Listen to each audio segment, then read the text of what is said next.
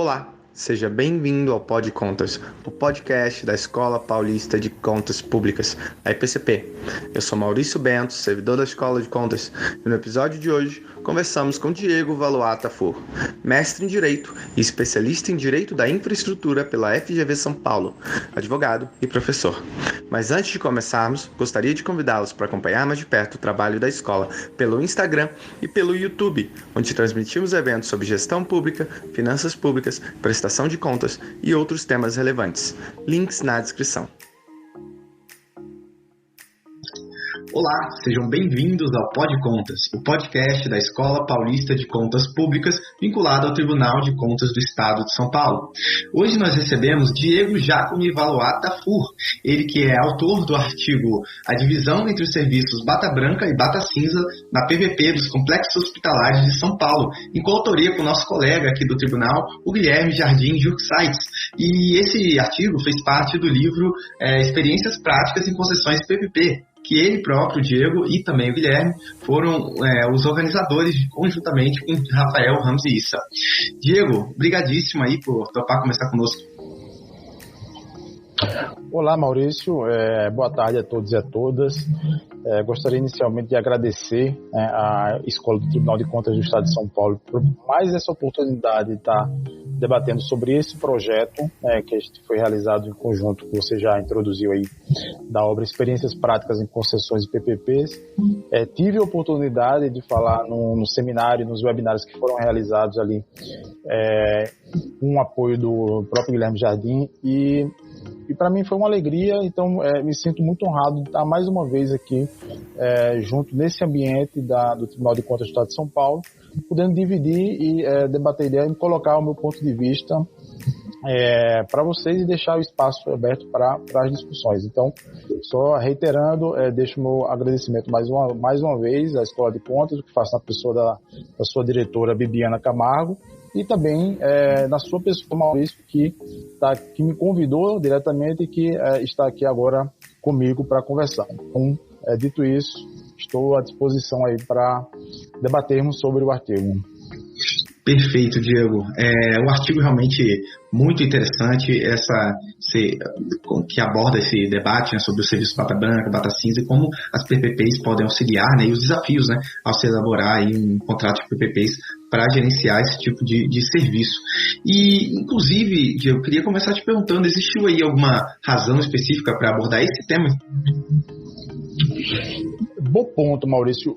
Na verdade, esse artigo, ele partiu de um projeto, de uma pesquisa que eu havia feito anteriormente, que era uma pesquisa maior, mais ampla, Ela, na verdade, eu enquanto aluno do mestrado da FGV Direito de São Paulo, eu me propus lá a escrever minha dissertação sobre a PPP dos complexos hospitalares do Estado de São Paulo. Então, essa foi, digamos, esse é o meu objeto de pesquisa. Só que aí é um objeto amplo, ou seja, ele inclui desde das diretrizes governamentais que regiam, digamos, as discussões ou as necessidades dentro do âmbito hospitalar, desde daquela concepção inicial e das provocações que o Estado recebeu via manifestação de interesse privado para construção de complexos hospitalares,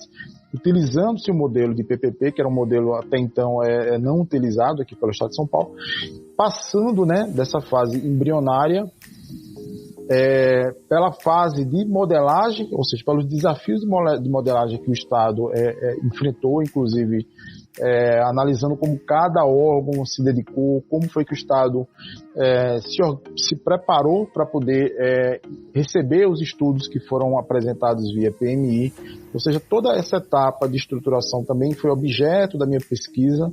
Depois, fase do procedimento licitatório, onde você teve uma licitação que, em alguma medida, ela foi competitiva e ela acabou trazendo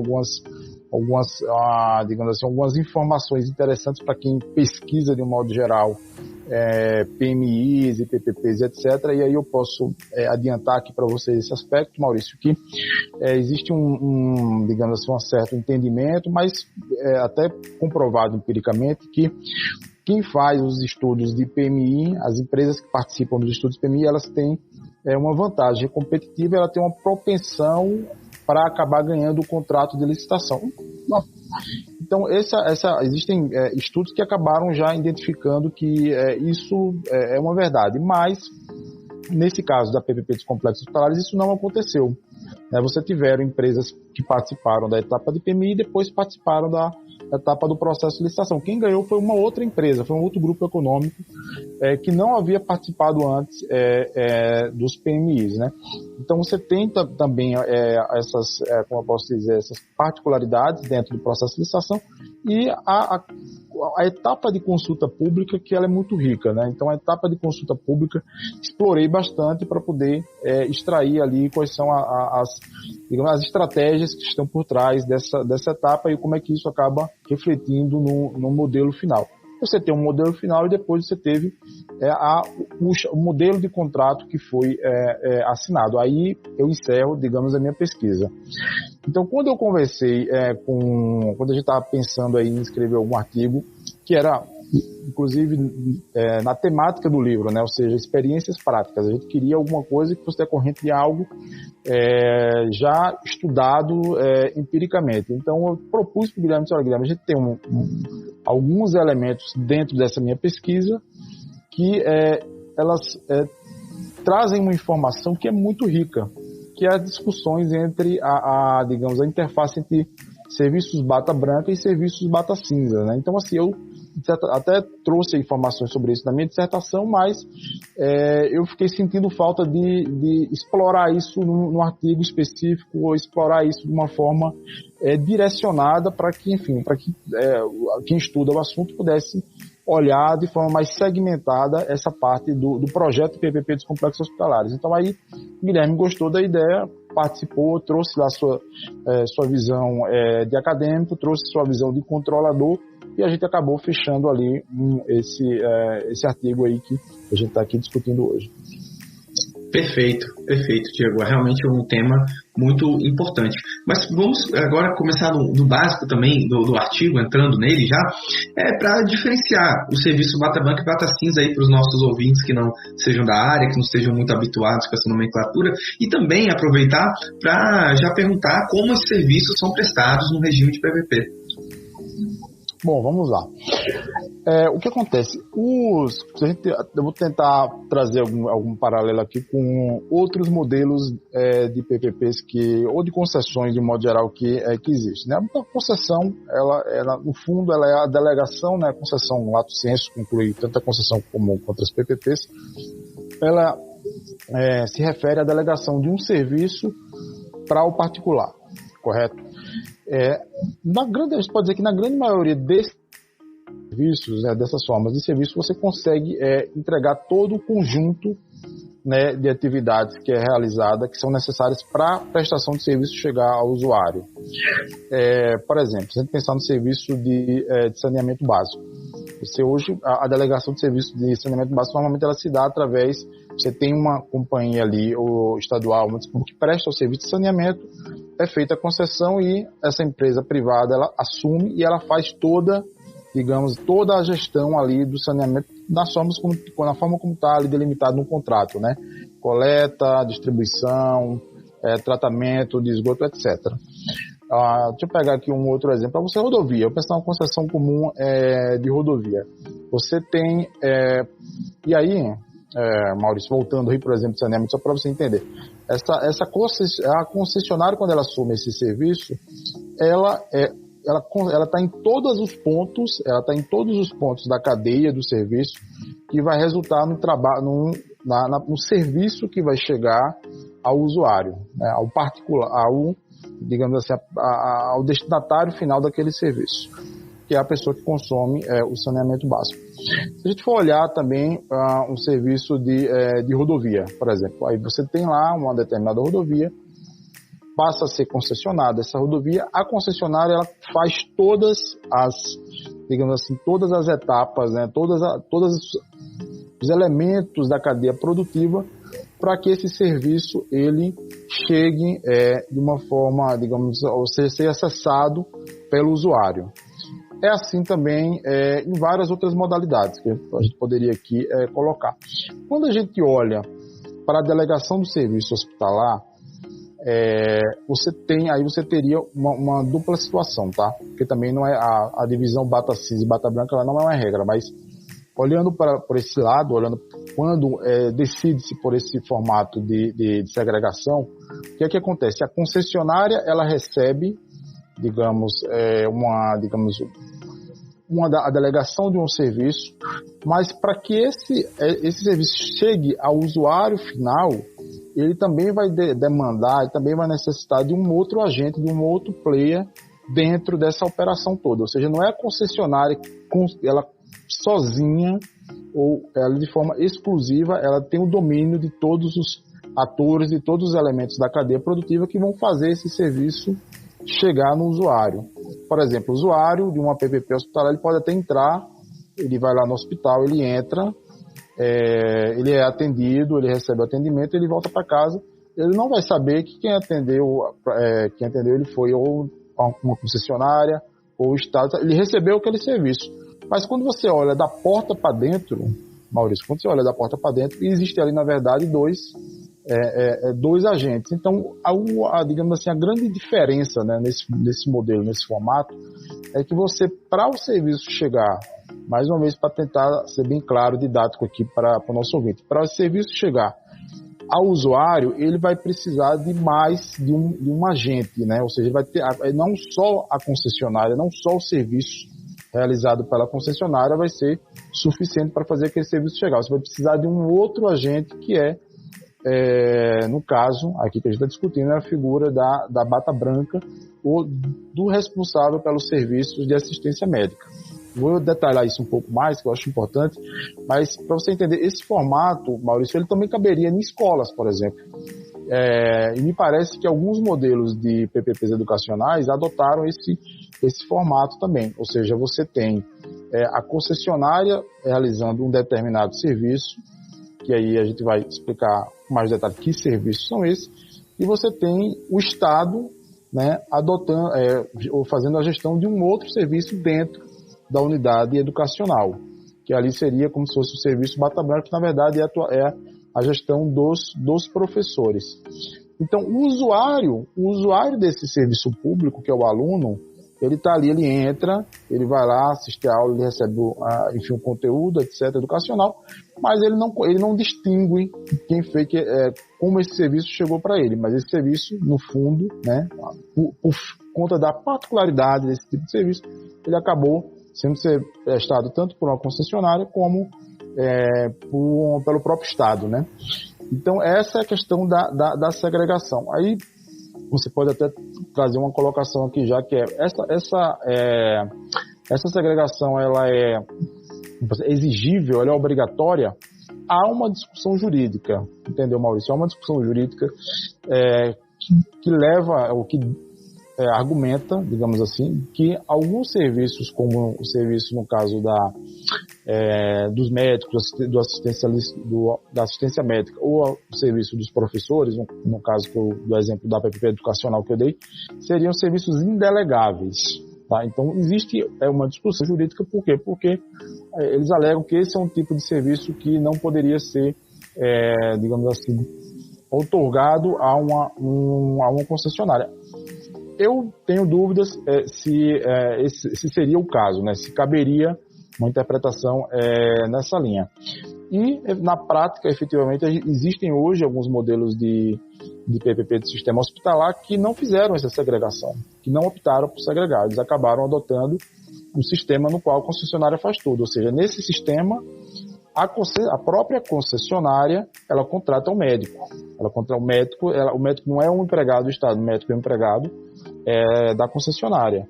E aí, nesse formato, nesse tipo de modelo, você não tem esse problema de bata branca e bata cinza, porque você pode até ter como uma forma de organização interna, mas você não tem do ponto de vista das consequências jurídicas que você tem ao você segregar esses dois serviços e toda a complexidade que envolve quando você acaba colocando ali dois agentes trabalhando, digamos ali, sobre o mesmo teto para gerar ali um mesmo serviço para o usuário. Ótimo, e realmente, Diego, uma coisa que você falou que o cidadão não sabe se quem está prestando serviço é servidor ou é PVP, esse tipo de coisa. E realmente, para o cidadão, que importa é um serviço bem prestado, né? E a gente, enquanto servidores públicos, nós temos que buscar parceria, seja com outros órgãos ou com a iniciativa privada, para prestar esses melhores serviços, né? Então, realmente, muito pertinente esse ponto. Maurício, mas desculpa interromper, depois eu estava aqui refletindo, eu acho que para completar a resposta da pergunta, consiste efetivamente no serviço bata branca e serviço bata cinza, e aí foi uma nomenclatura meio utilizada, obviamente, bata, né, que é a roupa, né, que o médico utiliza, e a bata branca é o serviço médico, né, o serviço, ou seja, é aquele serviço que que inclui o atendimento direto do médico, ou seja, o diagnóstico, a recomendação de tratamento, etc. Já a bata cinza, né, que não existe essa bata cinza dentro dos hospitais, ela na verdade significa os serviços administrativos. Então dentro do hospital você tem uma rede, né, de serviços administrativos que controlam compra de equipamento, manutenção de equipamento, limpeza, compra como é que se diz, dos medicamentos, gestão dessa parte, a gestão de medicamentos é uma parte muito complexa de gerir, gestão desse tipo de insumo. Então você tem toda uma cadeia de serviços, né, que é realizada, a parte administrativa, a parte financeira, a parte de interface junto ao plano de saúde, interface de cobrança, pagamento de funcionários. Então, toda essa parte administrativa financeira, ela fica sobre responsabilidade da bata cinza e, obviamente, a depender da forma do contrato, você vai ter também a obrigação aí da concessionária de construir, né, um hospital, que é o caso, inclusive, daqui de São Paulo, né? Então, assim, ele construiu ou reformou alguns hospitais. Teve investimento também do setor privado para a estruturação, para colocar a infraestrutura hospitalar apta a receber atendimento. Então, toda essa parte, ela acaba sendo digamos assim, da chamada bata cinza de responsabilidade da concessionária. E a bata branca é a parte dos serviços, digamos assim, assistenciais, que é o termo que costuma ser utilizado, que é o serviço médico mesmo, ou seja, consiste, mais uma vez, na análise técnica de identificar a doença e prescrever o tratamento. Perfeito, bem explicado aí os conceitos. E voltando a eles, qual a importância, então, Diego, de se compatibilizar esse serviço? Imagino que isso impacte diretamente a eficiência na prestação de serviço, especialmente aí de um grande hospital, né, porque atende a população. E também no artigo, falando sobre essa compatibilização, você traz aí possíveis soluções para realizar essa compatibilização. Você poderia falar sobre elas também? Excelente ponto, Maurício. Eu acho que aí é um grande... o que traz essa discussão de serviço bata branca e bata cinza, digamos assim, para a vitrine, né? Ou seja, como um dos grandes pontos a serem discutidos quando se fala em modelagem de PPPs, que tenha esse tipo de arranjo, de certa forma, com dois agentes ali funcionando dentro da mesma estrutura, é exatamente o problema de relacionamento, né? Porque veja você, uma coisa é você pensar, mais uma vez, voltando para o que eu falei anterior, você vai ter um serviço, né, que toda a construção dele dentro de uma determinada unidade hospitalar, ela envolve, digamos assim, responsabilidades da concessionária e responsabilidades do médico, que normalmente ele não responde para a concessionária, ele responde para o Estado e, via de regra, através do modelo de contrato de gestão. Então, é como se você tivesse aí essas duas figuras trabalhando junto para gerar um serviço e esse trabalho ele tem que ser, digamos assim, em alguma medida, bem alinhado, né? Ou seja, bem alinhado, bem concatenado, para duas coisas. Primeiro, para gerar um bom serviço para o usuário, e segundo, para que isso também torne o modelo econômico-financeiro da concessionária rentável. Porque assim, se esse modelo ele não for rentável também para a concessionária, ele acaba não existindo, ou seja, vai acabar não havendo interessados em participar desse tipo de modelo, e esse modelo vai acabar simplesmente não existindo digamos aí, na sociedade. E é um modelo que é positivo, Maurício. Como é que se a prova disso são as estruturas que estão aí hoje, são eficientes os hospitais. Essas PP já foram premiadas, inclusive, então aparentemente eu nunca consegui fazer um trabalho mais detalhado sobre a continuidade desses contratos, mas até onde eu tenho conhecimento são projetos que deram certo, né? Então, ou seja, é positivo para a sociedade. Então, em função disso, você já tem que se mitigar esse problema. Qual é o problema? Um problema de interface entre a bata cinza e a bata branca. Por quê?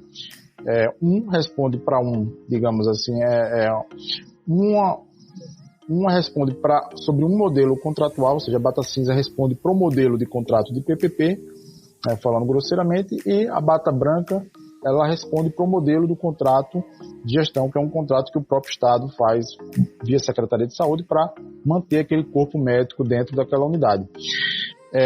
Esse é um ponto tão delicado, Maurício, é um ponto tão delicado que na pesquisa que a gente fez, a gente identificou que de 160, 170 perguntas que foram apresentadas, ou sugestões, contribuições que foram apresentadas na consulta pública, aproximadamente 20% eram só apenas relacionadas a esse problema da interface entre bata branca e bata cinza. Se você parar a pensar que um contrato de concessão, um contrato dessa complexidade, ele tem N, problemas para serem analisados, problemas de construção, problemas de prazo, problemas de liberação de área, problemas de licenciamento, regras contratuais, matriz de risco, etc., etc., você ter 20%, um quinto das questões direcionadas a um único ponto, já dá a dimensão e como esse ponto ele é complexo, ele precisa ser resolvido para que você tenha, digamos, para que o projeto ele possa ser considerado viável, né? Então, isso foi entendido, né? Ou seja, durante a fase de consulta pública ficou muito claro que isso precisaria ser sanado aí.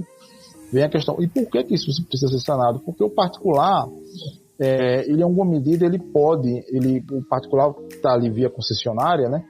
Ele pode, em alguma medida, ter sua rentabilidade prejudicada por algumas falhas de alinhamento com o serviço bata branca. Por exemplo, existia no contrato uma previsão de que a concessionária deveria fazer acreditação hospitalar dos hospitais, né?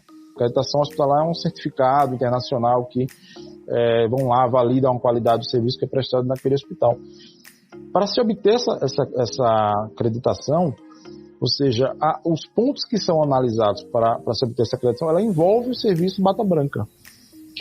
Ou seja, o particular ou a concessionária, ela fica, de certa forma, ali condicionada a que uma outra, digamos ali, um outro agente, né, que trabalha junto com ela, faça o que tem que ser feito, atenda aos seus critérios ali de qualidade para que ela possa obter essa acreditação. Só que ela não tem gerência sobre o serviço bata branca. Compreende? Ela não pode ir lá penalizar o serviço bata branca. Então isso tem que ser alinhado, isso tem que ser ajustado. Ou seja, o que a concessionária pode fazer que está exclusivamente ao alcance dela e quais são os incentivos que ela pode gerar para que a bata branca, junto com ela, desenvolva um trabalho de melhor qualidade. Então esse é só um dos aspectos aqui que eu mencionei, como essa interface, ela, de certa forma, ela impacta, né, na atividade da concessionária. E aí, pensando nisso, ou seja, identificando todos esses problemas, enfim, foi pensado algumas estruturas contratuais, né? Eu chamo alguns modelos de governança dentro da própria estrutura de contrato para tentar resolver isso, né? Para tentar em alguma medida resolver. Aí eu acabei, digamos assim, dividindo em 3 grupos, né? O primeiro, que a gente chama de era uma regra que estava no contrato, que dizia que o contrato após assinado deveria ser feita uma matriz de interface entre as partes.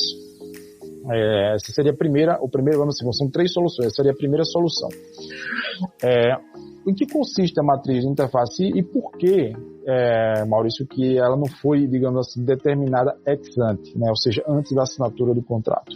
Existe uma razão lógica para isso, né? Então, o que acontece? A matriz de interface, na verdade, ela é digamos assim, uma análise sobre todos os pontos em que vão ter, digamos, uma necessidade de trabalho conjunto, né? Ou seja, onde a concessionária vai demandar do médico e o médico vai demandar da concessionária, análise, um mapeamento, na verdade, de todas as atividades em que vai ter essa relação conjunta e, de certa forma, como toda matriz, né? Ou seja, você identifica o risco, você aponta também, sugere ali as possíveis soluções e indicar qual seria a resposta mais adequada para aquela, digamos, para aquele encontro ali, para aquela atividade que se faz conjuntamente, de modo que isso não gere um problema nem para bata branca nem para bata cinza. Então, digamos aí um mapeamento, análise de risco mesmo. Por que isso não foi feito antes? Porque o que me parece aí também, basicamente, eu não consegui ver nenhum documento que fale expressamente que foi essa a razão, mas me parece que faz sentido que as partes, né, uma vez que as partes do contrato já estão estabelecidas, seja do Estado e da concessionária, faz sentido que eles façam isso juntos, ou seja, que eles verifiquem quem são as pessoas que vão ser os postos-chaves, tanto pela concessionária como pelo serviço Bata Branca, e que eles, né, que vão ser as pessoas que vão estar ali no dia a dia, já consigam fazer a dimensão, ou seja, esse mapeamento, e também dar as respectivas soluções. Então, a matriz de interface é o primeiro ponto, né, ou seja, diz respeito mais ao mapeamento e as condutas a serem adotadas. E o segundo aspecto que foi adotado se chamava de uma comissão de interface. E qual o objetivo dessa comissão de interface? A comissão de interface ela era composta por 2 representantes da concessionária e por 2 representantes do serviço Bata Branca. Veja só, nenhum poder concedente faz parte dessa comissão de interface, porque é uma instância absolutamente técnica, cujo objetivo era fazer essa matriz de interface e, obviamente, tentar atualizá-la de acordo com o movimento, com a dinâmica, né, de atuação ou da prestação de serviço de atuação do hospital, e tentar dar soluções ou respostas ou evitar conflitos dentro dessa esfera, né? Então, assim, eles teriam ali uma certa autonomia para propor soluções, para propor respostas dentro de eventuais, eu não vou dizer nem conflitos, mas questões ou pontos ali de divergência para serem solucionados ainda dentro dessa relação estruturada dentro dessa matriz de interface. Então, essa seria uma segunda camada. E, fim, uma terceira camada ou seja, a comissão de interface não conseguindo resolver. E pense você que a comissão de interface era formada pelas pessoas que estão lá no dia a dia, provavelmente 2 médicos vão ser selecionados, 2 médicos que estão diariamente no hospital, com 2 representantes da concessionária que estão ali também diariamente dentro do hospital, para poder resolver isso. Se eles não resolverem isso, e não resolverem algum problema de interface, aí você vai para uma terceira instância, uma terceira solução, que seria, no caso, uma segunda instância decisória, e aí nessa instância que se chama comitê gestor, é um órgão, podemos dizer assim, uma unidade criada, né, pela estrutura contratual, no qual você tem representantes da concessionária, você tem representante da Bata Branca e representante do poder concedente. E o objetivo desse comitê gestor é olhar o contrato de forma mais ampla. Ou seja, ele não olha só a questão das problemáticas ali decorrentes entre a interface Bata Branca e Bata Cinza. Ele olha o contrato como um todo. E a partir de olhar desse contrato como um todo, ele opina, né? Ou seja, naquilo que a própria comissão de interface não conseguiu resolver, eles opinam e tentam ali dar uma solução para algum problema, alguma divergência que tenha sido surgida ali nesse contexto. Ou seja, é tudo dentro do contrato. A gente está falando de mecanismos de governança que foram estruturados dentro do contrato para poder resolver o problema e, de certa forma, ter algum nível também de flexibilidade para que ele possa ir funcionando ao longo da existência do contrato, né, na medida que os problemas podem também surgindo apenas a partir ao longo do tempo. Então foram essas, em síntese, né, as soluções. Certamente, eu acho que é bom a gente pensar nessas soluções também flexíveis, né? Tem um outro artigo que a gente conversou, que vai sair também no episódio, sobre mutabilidade contratual, né, e como é importante o contrato prever formas de resolver questões que chegam, que se deparam no meio da prestação de serviço, né? Até porque as PPPs são contratos de longo prazo, né? Muitas vezes 30 anos ou mais, então realmente é bom ter esses mecanismos. Muito interessante as soluções apresentadas.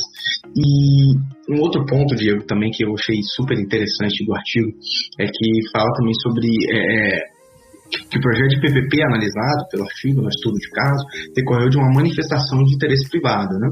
E esse instrumento também não é relativamente novo, né, no direito brasileiro. Queria que você comentasse, então, como esse instrumento pode ajudar, né, pode auxiliar a administração pública a estruturar um projeto de PPP. Maurício, bom, de fato, só para situar um pouco aqui o nosso ouvinte, esse projeto da PPP hospitalar, ele decorreu, houveram algumas MIPs. O que é a MIP, né? A MIP, só para tentar diferenciar um pouco, né, para quem não tem tanto conhecimento do assunto, eu costumo dizer que a MIP, né, manifestação de interesse privado, e o PMI, que é o procedimento de manifestação de interesse, é a mesma coisa, né? A diferença é que a MIP, né, como o nome já diz, manifestação de interesse privado, ela ocorre no momento anterior à publicação de um chamamento público. Ela ocorre quando o particular, utilizando o seu direito de petição, ou utilizando-se às vezes de uma forma ou de um regramento que o determinado ente federativo tem, que permita ele lá levar uma ideia, ele vai e leva uma ideia com relação à realização de um determinado projeto. Se o Estado entende que esse é um projeto que faz sentido, que vale a pena se dedicar um pouco mais de estudos com relação a esse objeto, aí ele faz o procedimento de manifestação de interesse, que aí é quando é publicado um edital de chamamento público e é ofertado, né, ou seja, é dado condições para que outros interessados apresentem estudos com relação àquele objeto. E foi exatamente isso que aconteceu na PPP dos complexos hospitalares, né, aqui de São Paulo. Tiveram algumas MIPs, né, tiveram algumas manifestações, cada uma delas com um número diferente de hospitais, localidades diferentes, argumentos, justificativas diferentes, e o Estado, ele olhou aquilo e disse, não, de fato pode fazer sentido aqui ter uma PPP hospitalar, então, mas a gente não vai, assim, a gente realmente recebe essa provocação do setor privado, mas acho importante aqui abrir espaço para, a partir de outros parâmetros, né, a partir de algumas definições, alguns critérios que foram feitos, receber estudos para modelar uma PPP sobre tais parâmetros. E aí, por exemplo, os parâmetros inicialmente fixados no PMI eram que deveriam ser 4 hospitais, e no final, né, depois no modelo final, acabou sendo 3 hospitais. Então basicamente, Maurício, fiz essa breve explicação para tentar situar um pouco aí, né, o nosso ouvinte, mas te respondendo mesmo, objetivamente, primeiro eu preciso colocar que eu sou um entusiasta, né, do PMI. Eu acredito, embora existam estudos, né, tem um estudo até recente do BNDES junto com a AFC, que eles fizeram um levantamento empírico e apontaram que, se não me engano, entre 2012 e 2014, você teve uma mortalidade ali de quase 90% das PMIs. O que significa dessa mortalidade? Ou seja, você teve um chamamento público e foi publicado um chamamento público, e isso não se converteu depois num contrato assinado, ou seja, apenas 10% teriam se convertido em contrato assinado. Embora isso seja um dado, né, um dado colhido, um dado da realidade, eu tenho por mim que o PMI ele ainda é um instrumento que é válido e ele precisa ser utilizado, ser explorado mais pela sociedade como um todo, né? Então, eu acho que tem se caminhado nesse sentido. Eu acho que o decreto federal, depois da atualização recente que teve no decreto federal, foi positiva. Agora a inclusão do PMI também na nova lei de licitações, ao meu modo de ver, é positiva. Então, eu acho que é um instrumento útil, mas ele requer algumas coisas, né, para ele ser útil, porque dentre elas ele requer uma melhor preparação por parte do Estado, Maurício, ou seja, o Estado ele vai receber, né, esses estudos, vai ter que digerir, né, esses estudos, ele precisa, primeiro, preparado tecnicamente do ponto de vista de recursos humanos, né? Recursos humanos hoje é um problema dentro do Poder Executivo. Então, existe uma dificuldade de estruturar áreas. O Estado de São Paulo até que realmente conseguiu montar uma área muito grande aqui e eles conseguem, de certa forma, fazer as coisas acontecerem. Mas isso não é a realidade da maioria dos estados. Então, você tem uma dificuldade de recursos humanos, você tem uma dificuldade também de planejamento público. Ou seja, é importante que o Estado ele tenha um planejamento de curto, médio e longo prazo para que o setor privado ele consiga fazer provocações, né, de PMIs ou de MIPs mais direcionadas. Então, eu acho que sanando algumas questões que são mais internas do Estado, eu acho que o PMI ele tem tudo para ser útil, né? E, sobretudo, porque ele viabiliza que o Estado receba novas ideias e ideias essas que podem acabar se convertendo em uma melhor prestação de serviço público. Perfeito, recebendo a colaboração da iniciativa privada desde o início, né? De certa forma, você amplia as formas de receber a colaboração, não só na prestação de serviço, realmente. Quanto mais colaboração, melhor. Mais um último ponto, então, Diego, que eu queria abordar contigo aqui, é que sobre a utilização do estudo de caso, né, como um instrumento de estudo no artigo. Eu particularmente acho muito interessante aprender com casos, né, porque esses casos vão trazer para nós reflexões do que deu certo, eventualmente do que deu errado, quais soluções, quais alternativas. Então acho que é um instrumento muito, muito interessante. E eu queria colocar como se deu essa análise de caso, qual a importância, né, que você acha de analisar esse caso assim, num estudo jurídico. Maurício, muito bom esse ponto. Eu sou um entusiasta, mas também dos estudos de caso, né? A maioria dos meus trabalhos acadêmicos, desde da especialização, depois para o mestrado, até artigos que eu já tive a oportunidade de escrever, eu tento sempre fazer uma relação com um caso prático. E aí, não é colocando digamos assim, a teoria num plano inferior, não é isso. O que eu acho é que você tem que relacionar, acho que a teoria não pode ficar só no plano da teoria. Eu acho que a teoria, ela precisa, para ela ter, digamos assim, se mostrar útil, ela tem que se mostrar como ela se aplica e quais são os resultados que ela acaba gerando. Então, sob essa perspectiva, eu acho que os estudos de caso, ele acaba tendo essa faceta, que é um lado, digamos assim, até mais acadêmico, que você enxergar como parte da teoria ela tem funcionado na prática. Esse é um aspecto. E um outro aspecto, que para mim é dos mais importantes, eu como gestor público sou particularmente muito atento a isso, é olhar realmente para erros e acertos, né? Ou seja, faz parte, né? Como é que se diz? Faz parte da construção humana errar e acertar. Então a gente já tem visto aí vários exemplos de projetos que deram certo por um motivo e não deram certo ou geraram alguns problemas em função de alguns, a gente pode dizer assim, até erros mesmo. Então assim, é importante que o estudo de caso, que a gente consiga, através do estudo de caso, capturar exatamente esse conjunto de erros e acertos e tentar, obviamente, evoluir de modo que a gente aplique aquilo que foi considerado exitoso e tente corrigir aquilo que não deu certo. Então, um pouco só. Então, esse é um viés, digamos assim, mais prático, efetivo, e é um viés que para a gestão pública faz mais sentido. Mas o conjunto, né, ou seja, da importância da análise dos estudos a partir de casos concretos, ela engloba, digamos, esses dois fatores. O fator acadêmico, né, na hora como a gente entrelaça isso, relaciona isso com a teoria, e como na hora de executar isso pela perspectiva prática, tentando aprender a lidar com o que deu certo e o que deu errado. Perfeito.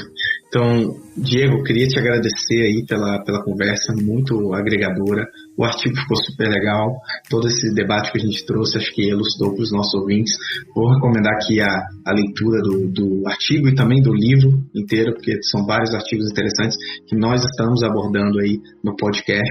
Então, eu queria novamente agradecer também ao Guilherme e ao Rafael pela obra, por organizar essa obra tão importante aí para a academia, para a pesquisa e também para nós que estamos aí como servidores atuando no dia a dia. Obrigado, Diego. Obrigado, Maurício. Queria mais uma vez agradecer o convite feito pela Escola Tribunal de Contas. É uma alegria estar mais uma vez junto com vocês. Agradeço em nome da Bibiana Camargo e da sua pessoa também, Maurício, e me coloco à disposição, enfim, para outras questões e outras discussões que se julguem necessárias.